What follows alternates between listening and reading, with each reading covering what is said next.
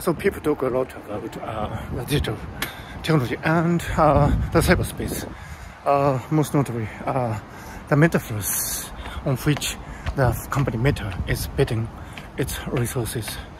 It used to be called Facebook, and I wonder, compared to this is Tokyo, a beautiful city. I'm going to the Discovery Channel shooting as usual, and no, this is real. I mean, this is where I live, and I exist here as an embodied being. And I'm not digital, so I hope, and I'm not living in the metaverse.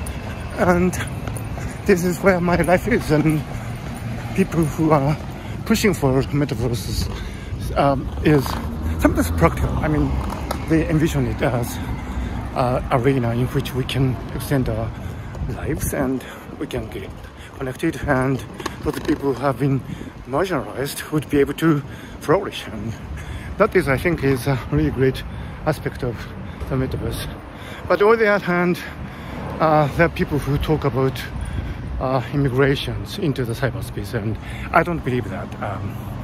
After all, it's just a digital data, and when it's transformed into audiovisual information using the devices, for now it's only limited to the audiovisual input, but in the future it's quite conceivable that it will be extended to other modalities and using Neuralink, if you like. But at the end of the day, they're just digital data, and digital data are made of bits and bytes, and which are quite different from the way information is coded in the neural network in the brain, which is embodied and which is more query-rich, for the lack of any other expression. And we have self-consciousness, and we have the flow of consciousness, and all these wonderful phenomenal aspects of experience. And compared to that, digital data of course has separation in that they are accurate, they can be stored, they can be transferred, they can be copied. All these wonderful aspects of digital information are there, but that doesn't make them living entities. I mean, we are living entities. We are here embodied, and I'm walking through the back streets of Tokyo embodied, and I enjoy that. But there are no equivalents in the metaverse. Of course, people try to assume that they are equivalents. People can pretend that they are equivalent. That's a wonderful aspect of cognition. We can pretend that something is equivalent to something, and that is called mapping in mathematics.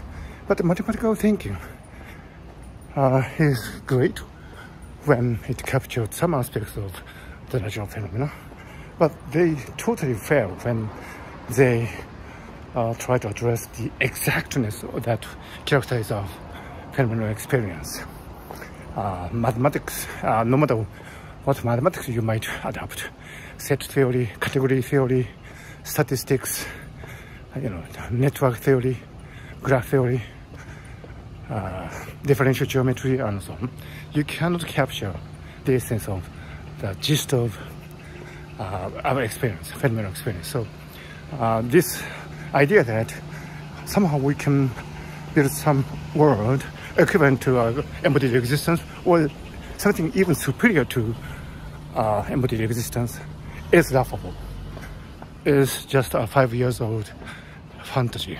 A 5-year-old is actually capable of much more qualified fantasy, I think so.